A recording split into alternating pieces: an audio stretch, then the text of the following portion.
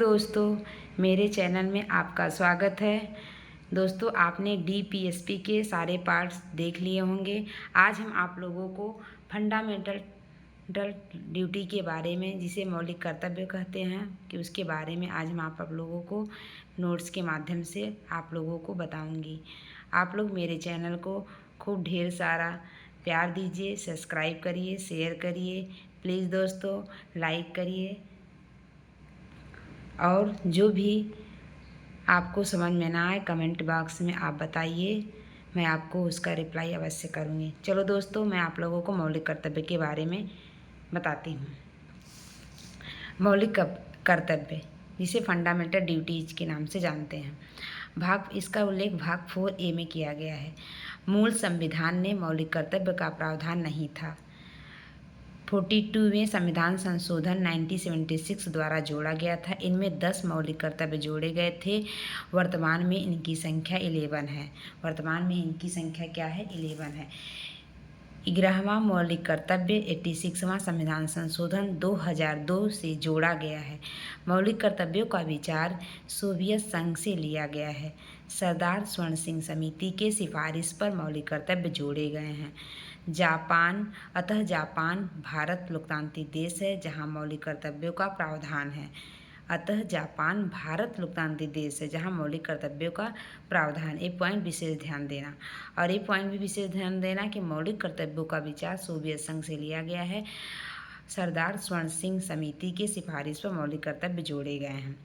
Next 11 मौलिक कर्तव्य के बारे में हम आपको बताते हैं। प्रथम मौलिक कर्तव्य ड्यूटी नंबर 1 में क्या कहा गया है, देखिए।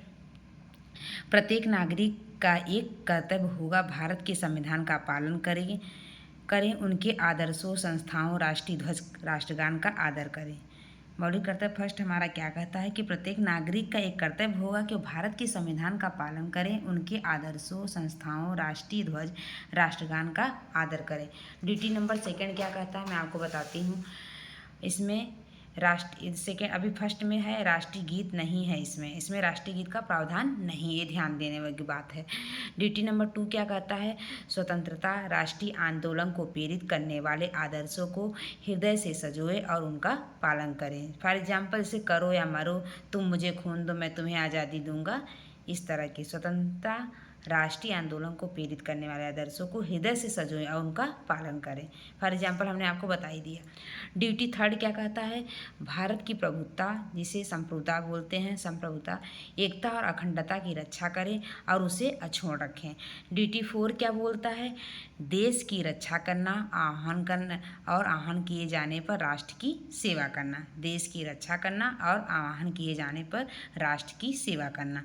अब ड्यूटी 5 क्या करता है, भारत के सभी लोगों की समरसता मतलब समान भाईचारे की भावना का निर्माण करें। धर्म, भाषा, प्रदेश, वर्ग की भावनाओं से परे हो और ऐसी प्रथाओं का त्याग करें जो महिलाओं के सम्मान के विरुद्ध हो। अब ड्यूटी नंबर 6 क्या कहता है कि हमारी संस्कृति और गौरवशाली परंपरा का महत्व समझें, उसका परिरक्षण करें। हमारी संस्कृति और गौरवशाली परंपरा का महत्व समझें और उसका परिरक्षण करें। ड्यूटी 7 क्या कहता है, प्राकृतिक पर्यावरण की रक्षा करें, जिसमें नदी, वन, झील, वन्यजीव, प्राणी मात्र के प्रति दया का भाव रखें। ड्यूटी 8 क्या कहता है, वैज्ञानिक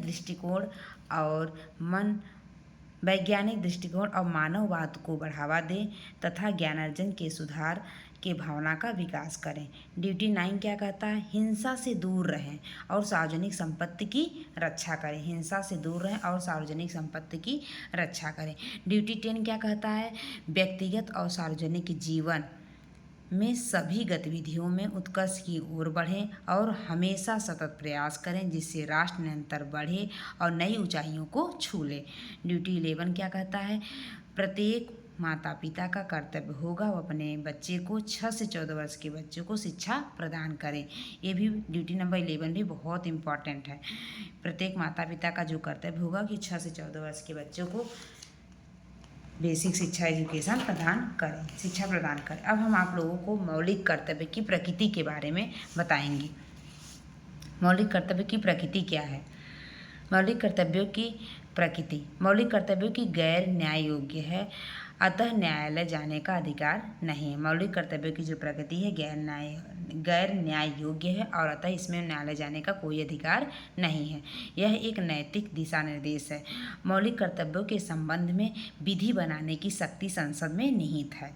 मौलिक कर्तव्य के संबंध में संसद में राष्ट्रीय ध्वज संहिता 2002, राष्ट्रीय सम्मान अधिनियम, वन्य जीव संरक्षण अधिनियम जैसे कानून पारित किए गए हैं। कौन कौन से? राष्ट्रीय ध्वज संहिता 2002, राष्ट्रीय सम्मान अधिनियम, वन्य जीव संरक्षण अधिनियम जैसे कानून पारित किए गए हैं। मौलिक कर्तव्य का पालन न्यायपालिका द्वारा के निर्णयों में किया जाता है। मौलिक कर्तव्यों में सुधार के लिए 1999 में JS वर्मा समिति ने सुझाव दिए हैं जो इस प्रकार हैं। मौलिक कर्तव्य में कुछ प्रमुख कर्तव्यों को शामिल किया गया है, जैसे कर देने का अधिकार का कर्तव्य, मत देने का कर्तव्य, नागरिकों को उनके बारे में जागरूकता प्रदान करना, सरकारी पाठ्यक्रम में शामिल करना, टीवी रेडियो का प्रचार प्रसार करना। ये आपको मैंने मौलिक कर्तव्य की प्रकृति के बारे में बता दिया। अब इसके आगे के टॉपिक को मैं नेक्स्ट वीडियो में बताऊंगी। आप लोगों को जो समझ में ना आए आप कमेंट बॉक्स में बताइए, उसका रिप्लाई मैं अवश्य करूंगी। प्लीज़ चैनल को सब्सक्राइब करिए, शेयर करिए और खूब ढेर सारा प्यार दीजिए। Okay, thank you, bye bye.